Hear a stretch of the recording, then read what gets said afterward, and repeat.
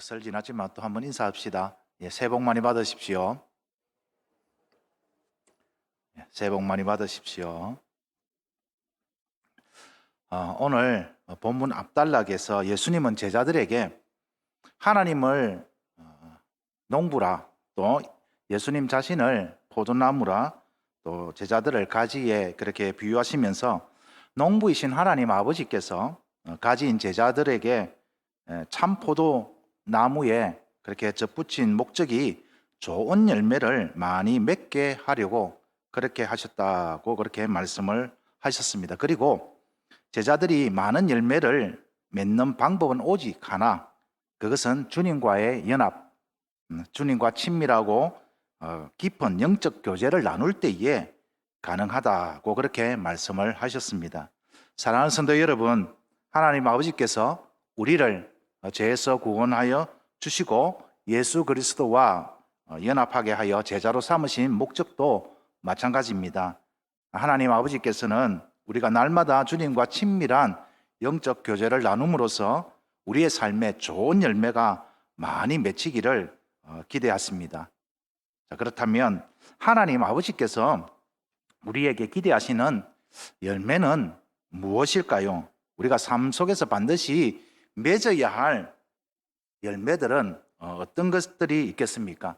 성경에 보면 열매라는 그런 단어들이 나오고, 또 우리가 열매하면 가장 먼저 떠오르는 열매가 있죠. 어떤 열매가 있습니까? 예, 맞습니다. 예, 바로 성령의 열매가 있습니다. 그리고 또 기억하는 열매가 또 있다면 어떤 열매인지 우리 한번 말씀을 통해서 한번 살펴보도록 하겠습니다. 먼저 로마서 16장 5절의 말씀, 또 저희의 집에 있는 교회에게도 문안하라. 내가 사랑하는 에베네에게도 문안하라. 그는 아시아에서 그리스도께 처음 맺은 열매니라. 고린도전서 16장 15절에 형제들아 스데바나의 집은 곧 아가의 첫 열매요. 여기 보니까 열매라는 단어가 있죠. 여기서 말하는 열매는 어떤 열매입니까?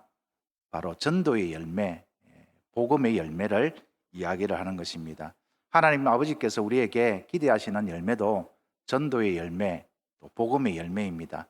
올 한 해 이런 열매가 우리의 삶 가운데 많이 맺히기를 주님의 이름으로 축원드립니다. 또 어떤 열매가 있을까요? 에베소서 5장 9절입니다. 빛의 열매는 모든 착함과 어려움과 진실함에 있느니라. 하나님은 빛이시죠.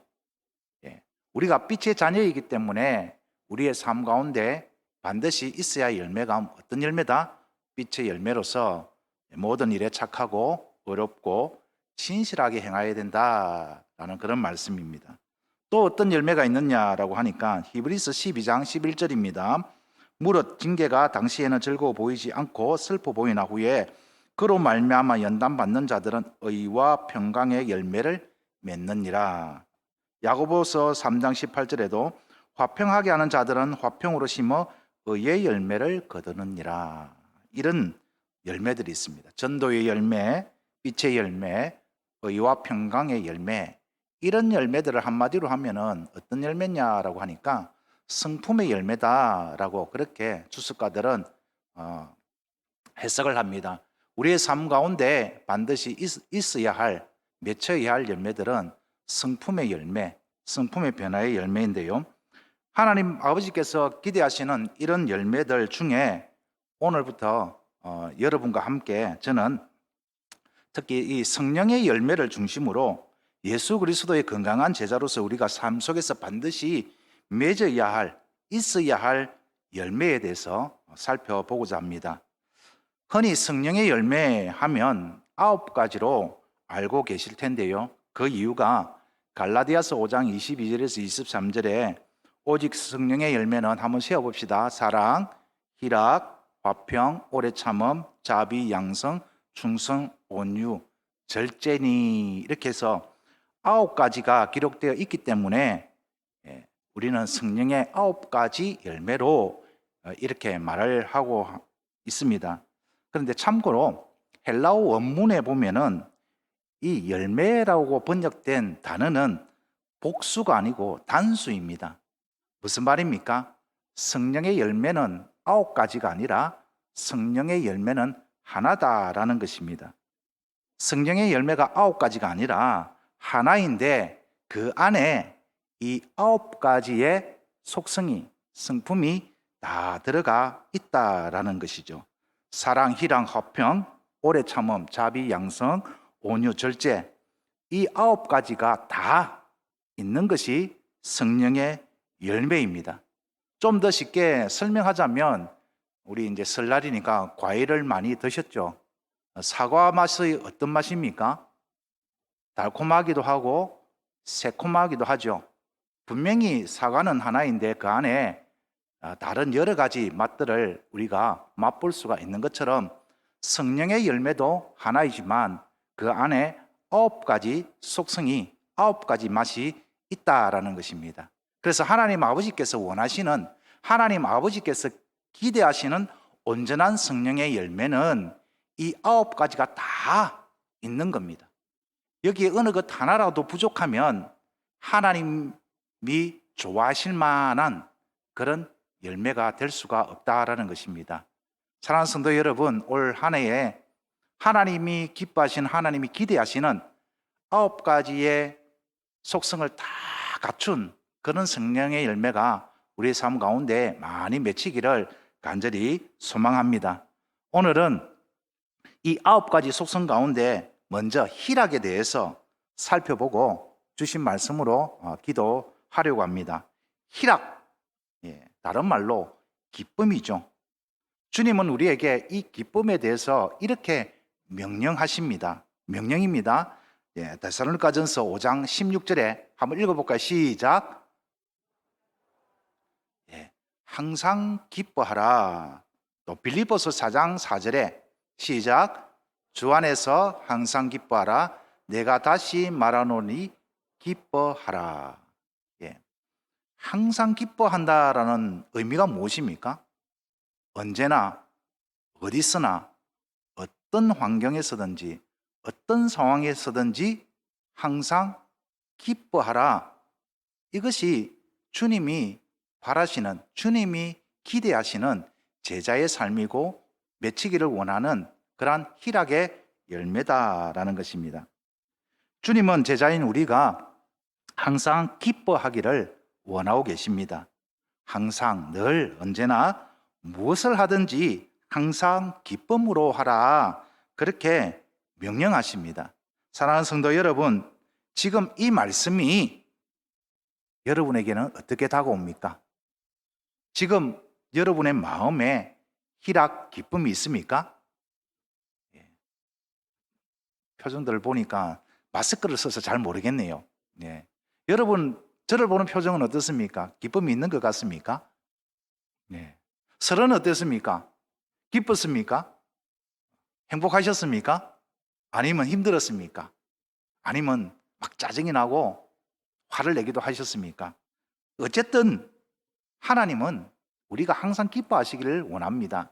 혹시 남들이 알지 못하는 속사정으로 기쁨을 누리지 못하고 있지는 않습니까? 주님은 제자인 우리가 항상 기뻐하고 항상 주 안에서 기뻐하고 또 기뻐하기를 간절히 원하고 계십니다. 어떻게 하면 우리가 항상 이 기쁨을 누리고 살 수 있을까요? 무미건조하고 피곤하고 고달픈 삶 속에서도 어떻게 하면 항상 기쁨을 누리며 살 수 있을까요? 불평과 원망이 쏟아져 나올 법한 그런 힘들고 괴롭고 어려운 상황 속에서도 어떻게 우리는 항상 기쁨을 누릴 수가 있는 것일까요? 먼저 주님의 기쁨이 나의 기쁨이 되어야 합니다. 우리 따라할까요? 주님의 기쁨이 나의 기쁨이 되어야 합니다. 내가 항상 기쁨을 누리고 살려면은 주님의 기쁨이 나의 기쁨이 되어야 됩니다. 그러기 위해서는 내 안에 주님의 기쁨이 먼저 있어야 합니다. 내 안에 주님의 기쁨이 있을 때 나는 항상 기쁨을 누릴 수가 있는 겁니다.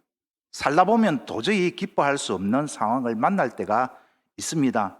그럴 때도 주님의 기쁨이 내 안에 있어 주님의 기쁨이 나의 기쁨이 될 때 나는 항상 기쁨을 누릴 수가 있는 것입니다.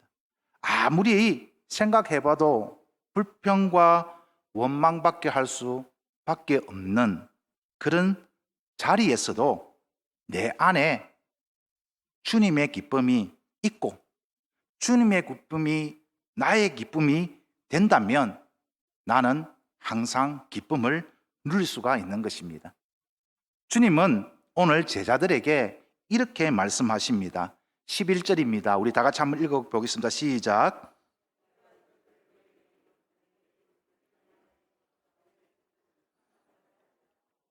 무슨 말일까요? 주님은 지금 제자들에게 말하는 것이 한 가지 목적 때문인데 그 목적이 뭐냐? 주님의 기쁨이 제자들의 기쁨이 되게 하여 제자들이 어떤 상황과 형편에서든지 항상 기쁨을 누리게 하려는데 그 목적이 있다라는 것입니다. 주님의 목적은 딱 한 가지입니다. 제자들이 항상 기쁨을 누리게 하는 것입니다. 그래서 주님은 제자들에게 항상 기쁨을 누릴 수 있는 방법을 가르쳐 주시는데 그 방법이 바로 주님의 기쁨이 그들 안에 있어 그들의 기쁨이 되게 하는 것이다 라는 것입니다. 주님은 지금 제자들에게 기쁨에 대해서 이렇게 말씀을 하고 있는 데는 다 이유가 있죠. 그 이유가 뭐냐 하면 제자들은 아직 모릅니다. 앞으로 몇 시간 후면 어떤 일이 벌어질지 그들은 전혀 알지 못해요. 이 밤이 지나고 새벽이 오면 틀림없이 그들의 믿음, 소망, 희망 이 모든 것을 송두리째 앗아갈 엄청난 폭풍이 휘몰아칠 것을 그들은 전혀 모르고 있습니다. 그저 주님과 함께 만찬을 즐기고 있으니 마냥 기쁘고 행복합니다. 하지만 주님의 마음은 제자들의 마음과 같지 않습니다. 주님은 다 알고 계시죠. 이 밤이 지나 새벽이 오면 제자들은 모두 주님을 부인하고 주님 곁을 떠날 것입니다. 나는 주님과 함께 영원히 있겠습니다. 설령 죽음이 나를 두렵게 한다 할지라도 나는 절대 주님을 배반하지는 않겠습니다. 이렇게 호언장담하던 베드로도 닭 울기 전에 주님을 완전히 부인해야 할 것입니다. 나는 저 사람의 제자가 아닙니다. 나는 저 사람을 알지도 못합니다. 주님을 완전히 부인하고 주님을 떠날 것입니다. 나머지 제자들도 죽음의 십자가 앞에서 두려움에 휩쓸려 주님을 부인하고 제자의 길을 포기하고 말 것입니다. 지금 제자들은 아무것도 모른 채 주님과 만찬을 즐기고 있지만 이 밤이 지나면 주님과 함께 누리고 있는 이 즐거움, 이 기쁨은 완전히 사라지고 말 것입니다. 주님은 잡히실 것이고 주님은 고난받으실 것이고 주님은 십자가를 지실 것입니다. 그때 제자들은 모두 두려움과 공포에 함몰되어 희망과 믿음, 소망을 완전히 상실한 채 낙심하며 절망하게 될 것입니다.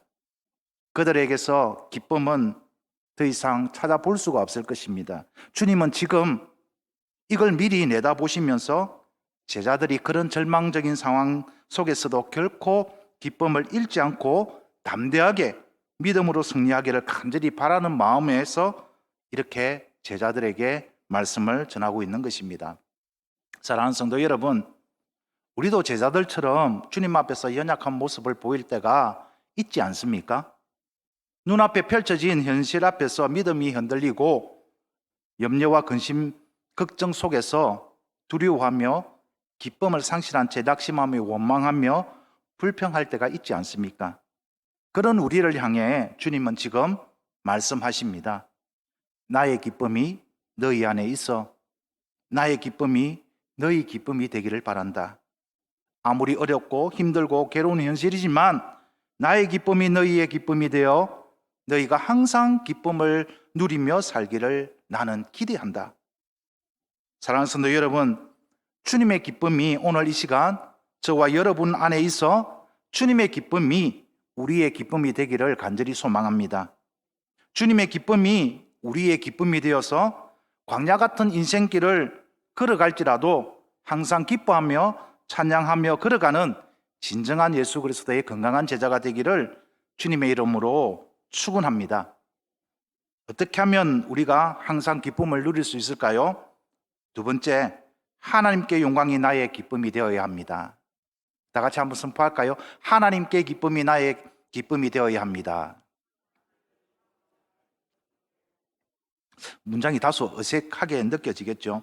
이게 무슨 말이냐라고 하니까 하나님께 영광만 된다면, 하나님께서 영광만 받으신다면 그 어떤 경우에도 내가 기쁜 마음으로 행하겠습니다 라는 굳은 의지의 표현을 이렇게 제가 적어보았습니다. 하나님께 영광이 나의 기쁨이 되기를. 항상 기쁨을 누릴 수 있는 길이 주님처럼 하나님의 영광을 가장 먼저 생각하는 데 있다라는 것입니다.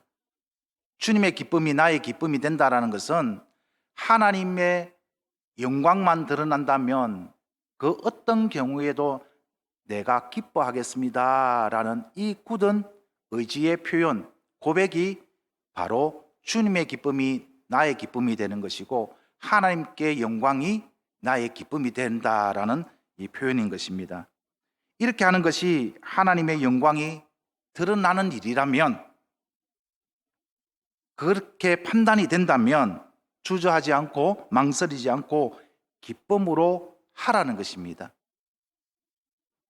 그렇게 할 때에 주님의 기쁨이 나의 기쁨이 되고 내 안에 영원한 기쁨, 참 기쁨이 충만하여서 항상 기쁨을 누릴 수 있다라는 것입니다. 세상의 기쁨이 아닙니다. 주님이 주시는 주님의 기쁨, 그 기쁨이 내 안에 있고 주님의 기쁨이 나의 기쁨이 될 때 나는 항상 기쁨을 누릴 수 있는 것입니다. 자, 그렇다면 세상의 기쁨은 무엇이고 주님의 기쁨은 무엇이겠습니까? 세상의 기쁨이라는 것은 주님 외에, 하나님 영광 외에 다른 것으로부터 기쁨을 찾는 것을 말합니다. 세상의 기쁨은 영원하지가 않습니다. 세상의 기쁨은 안개처럼 언제든지 사라지고 마는 것입니다. 예를 들어 볼까요? 돈 좋잖아요. 돈이 주는 기쁨, 세상의 기쁨입니다. 돈이 주는 기쁨 사실 참 많습니다. 그래서 저도 돈이 많으면 좋을 것 같아요, 솔직히 말하면. 그런데 이 돈이 주는 기쁨에는 한계가 있습니다. 영원히 지속되지 않는 것이죠. 사람들은 돈이 많으면 기뻐하고 심지어 자랑하기도 합니다. 왜? 누릴 수 있는 것이 그만큼 많다라고 생각하기 때문에 그렇죠. 하지만 돈이 사라지면 어떻습니까? 돈으로 얻었던 기쁨 또한 사라지고 마는 것이죠. 그래서 영원하지 않다라는 것입니다. 그래서 돈은 세상의 기쁨이다라는 것입니다. 돈이 없는 걸 가난으로 여겨 부끄러워하는 사람도 있습니다. 이런 사람들에게 어떻게 기쁨이 늘 있겠습니까? 돈이 주는 기쁨은 세상의 기쁨입니다. 또 사람들은 높은 자리에 앉고 권력을 쥐면 기뻐합니다. 하지만 낮아지고 권세가 땅에 떨어지면 위축되고 그 기쁨 또한 곤두박질 치고 맙니다. 권력이 주는 기쁨은 세상의 기쁨입니다. 또 자신의 이름이 드러나는 명예, 사람들은 명예를 얻으면 기뻐하죠. 반대로 자신의 이름이 드러나지 않고 그 대신 다른 사람들의 이름이 드러나면 실망하고 상처 입고 기쁨도 이내 사라지고 맙니다. 이 또한 세상의 기쁨입니다. 예. 돈과 명예와 권력으로 대표되는 이 세상의 기쁨은 그 어떤 것도 영원할 수가 없습니다. 그래서 이러한 기쁨은 진짜가 아닙니다. 안개처럼 쉽게 사라지고 마는 가짜 기쁨이요, 헛된 기쁨이죠. 이런 세상의 기쁨만을 쫓아가는 인생은 마치 여름날에 먹는 아이스크림과 같습니다. 무더운 여름철 갈증이 날 때에 이를 달래기 위하여서 아이스크림을 먹으면 어떻습니까? 다들 경험 있죠? 무더운 날씨에 갈증이 나는데 아이스크림 하나 딱 먹으면 갈증이 완전히 해소되던가요? 아닙니다. 먹으면 먹을수록 갈증이 더 심하시죠. 첫 입맛은 달콤합니다. 그러나 아이스크림만으로는 절대로 그 갈증을 해소할 수 없습니다. 먹으면 먹을수록 갈증이 나는 것이죠. 세상의 기쁨을 쫓아가는 인생이 바로 이러한 것이죠. 그렇다면 그런가 하면은 주님의 기쁨은 다른 것입니다. 주님의 기쁨은 세상과 다릅니다. 주님은 돈, 명예, 권력에서 기쁨을 찾지 않았습니다. 주님은 얼마든지 사람들로부터 명예와 부와 권력을 쌓을 수가 있었습니다. 하지만 주님은 그런 기쁨을 구하지 않았습니다. 주님은 세상으로부터 기쁨을 삼지 않았습니다. 주님은 부와 명예와 권력으로부터 완전히 자유하셨습니다. 그렇다면 주님이 기쁨으로 삼으셨던 것은 무엇입니까? 주님이 기쁨으로 삼으신 것은 오직 하나, 그것은 바로 하나님 아버지의 영광이었습니다. 주님은 하나님 아버지께서 영광을 받으실 일이라면 무엇이든 기쁨으로 하셨습니다. 주님은 하나님 아버지의 뜻이라면 기쁨으로 순종하셨습니다. 심지어 주님은 하나님 아버지의 영광을 위하고 하나님 아버지의 뜻을 이루는 일이라면 하나뿐인 목숨도 기쁨으로 바쳤습니다. 주님은 하나님 아버지의 영광과 뜻을 이루는 길이라면 기쁨으로 십자가를 지셨고 기쁨으로 십자가에 달리셨고 기쁨으로 목숨까지도 아끼지 않고 다 내어주셨습니다. 이것이 바로 주님의 기쁨이요, 주님의 제자로서 우리가 기쁨으로 삼아야 할 것입니다. 그래서 주님은 제자들에게 이렇게 말씀하십니다. 8절입니다. 우리 다 같이 한번 읽어볼까요? 시작.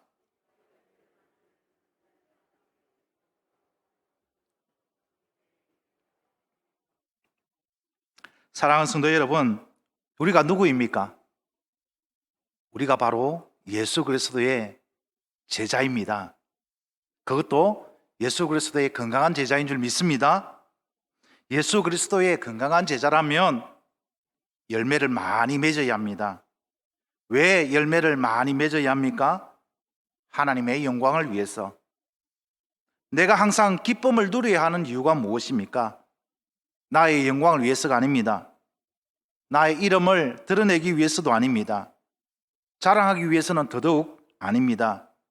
내가 주님의 제자이기에, 연약한 제자가 아니라 건강한 제자이기에 나는 항상 기뻐해야 합니다. 하나님의 영광을 위해서 많은 열매, 희락의 열매, 기쁨의 열매를 항상 맺어야 하는 것입니다. 주님이 아버지의 영광을 위해 그 어떤 희생이 따르더라도 기쁨으로 순종하신 것처럼 제자인 우리도 그렇게 하는 것이 마땅한 것이죠. 나도 주님처럼 하나님 아버지의 영광을 위하고 하나님 아버지의 뜻을 이루는 것을 나의 기쁨으로 삼을 때 주님의 기쁨이 나의 기쁨이 되고 영원히 변하지 않는 참 기쁨, 내가 항상 누릴 수 있는 기쁨이 내 안에 충만해지는 것입니다. 아무리 억울하고 아무리 힘들고 괴롭고 아픈 일을 겪어도 하나님의 아버지의 영광을 위해 하나님의 뜻을 이루기 위해 불평하지 않고 원망하지 않고 오히려 기뻐하며 찬양할 수 있는 것은 바로 하나님 아버지의 영광을 위하는 진정 주님의 기쁨이 나의 기쁨이 되기 때문입니다. 사랑하는 성도 여러분, 누가 주님의 건강한 제자입니까? 하나님 아버지의 영광을 위해서라면, 하나님 아버지의 뜻을 이루는 길이라면, 좀 억울한 일을 당해도, 좀 힘든 일을 해도 왜 나만 혼자 손해를 보고 희생하고 섬겨야 해? 라며 불평하지 않고 주님처럼 하나님 아버지의 영광을 먼저 생각하고 하나님의 뜻을 이루기 위해 그것을 나의 기쁨으로 여기고 묵묵히 그 길을 걸어가는 바로 그 제자가 주님의 건강한 제자는 아닐까요? 하나님 아버지의 영광을 위해 주신 사명을 감당하기 위해 복음을 전하다가 두들겨 맞고 옥에 갇혔지만 불평하지 않고 원망하지 않고 오히려 기쁨으로 찬양했던 바울과 실라. 성경은 이렇게 기록합니다. 한밤중에 바울과 실라가 기도하고 하나님을 찬송하며. 이들이 예수 그리스도의 건강한 제자가 아니겠습니까? 보통 사람들 같았으면 하나님을 원망했을 것입니다. 하나님, 내가 도대체 뭘 잘못했습니까? 하나님 복음을 위해서 전 인생을 바쳤는데 돌아온 것이 이것뿐입니까? 너무 억울합니다. 너무 분합니다. 감옥에서 하나님을 원망하며 불평했을 것인데 주님의 기쁨을 자신의 기쁨으로 삼고 하나님의 영광이 드러나는 일이 자신의 기쁨임을 그렇게 여기며 살았던 예수님의 건강한 제자들의 모습이 바로 이런 모습은 아닐까요? 바라옵기는 우리가 바로 그러한 제자가 되기를 간절히 소망합니다. 항상 기뻐하라. 왜? 하나님의 영광을 위하여, 하나님의 뜻을 이루기 위하여서 주님의 기쁨이 나의 기쁨이 되고 하나님께 영광이 나의 기쁨이 됩니다라는 그런 고백으로 오늘도 항상 기뻐하며 살아가기를 결단하며 또 이 일을 위하여서 성령 하나님께 간구할 때에 하나님께서 우리를 인정하시고 칭찬하시는 예수 그리스도의 건강한 제자가 다 되는 줄 믿습니다. 말씀을 정리하겠습니다.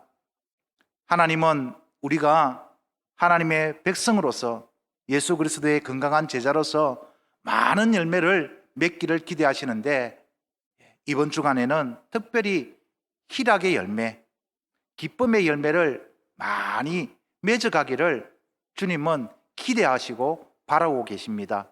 살다 보면 참 기뻐하는 일이 힘들 수가 있습니다. 그럴 때마다 이것 한 가지 우리가 기억합시다. 주님이 기뻐하셨습니다. 주님이 하나님의 영광이 되는 일이라면 목숨까지도 내주시기까지 기쁨으로 삼았던 그 주님처럼 내가 주님을 닮은 제자로서 나도 주님의 기쁨이 나의 기쁨이 되고 하나님께 영광이 나의 기쁨이 되도록 항상 기뻐하며 살아가겠습니다 라고 이렇게 결단하면서 간절히 기도할 때에 이 세상이 줄 수 없는 주님만이 줄 수 있는 평강과 기쁨이 오늘 이 시간 저와 여러분의 그 마음속에 가득 찰 것이고 우리가 항상 기뻐할 수 있는 예수 그리스도의 건강한 제자가 다 될 줄 믿습니다.